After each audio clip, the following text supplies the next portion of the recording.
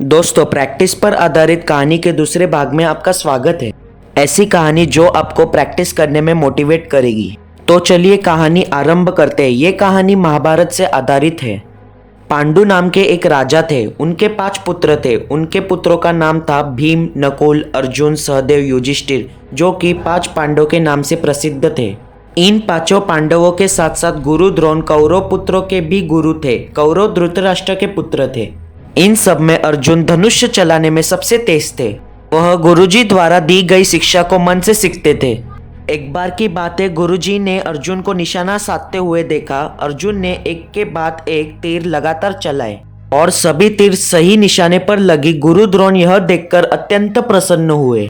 वह बोले, अर्जुन, अगर तुम इसी तरह सीखते गए तो एक दिन बहुत अच्छे निशानेबाज बनोगे। फिर अर्जुन ने अपने गुरु के सराहने के आगे एक बाण रख दिया और उनको नमन किया। तब गुरु द्रोण बोले, अब मैं तुम्हें अंधेरे में बाण चलाना सिखाऊंगा। तुम ध्वनि की आवाज से बाण छोड़ोगे और वह बिल्कुल ठीक निशाने पर लगेगी। तब अर्जुन ने गुरु द्रोण को कहा, गुरुजी, यह कैसे संभव है?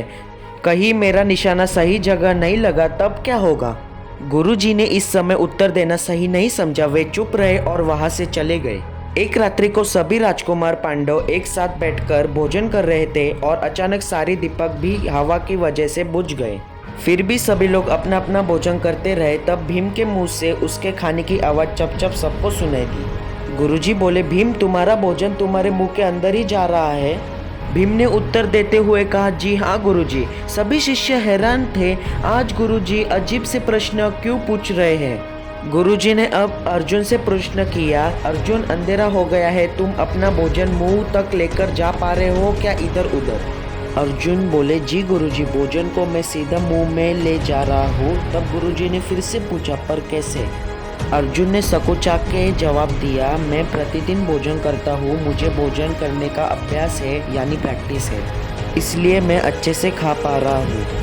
तब गुरुजी ने कहा, ठीक उसी प्रकार तुम अंधेरे में भी अपना निशाना सही तरीके से लगा सकते हो और इन सब में ध्वनि तुम्हारी सहायता करेगी। और वहाँ से उठकर चले गए। हमें इस कहानी से यह शिक्षा मिलती है कि अगर हम उचित अभ्यास करें तो हम जो चाहिए वह कर सकते हैं। हमें किसी भी काम को करने का लक्ष्य निर्धारित करना चाहिए। इसलिए लॉकडाउन है तो घर पर बैठकर स्किल्स पर प्रैक्टिस करो और ऑनलाइन पैसे कमाना चाहते हो तो ये वीडियो देखो।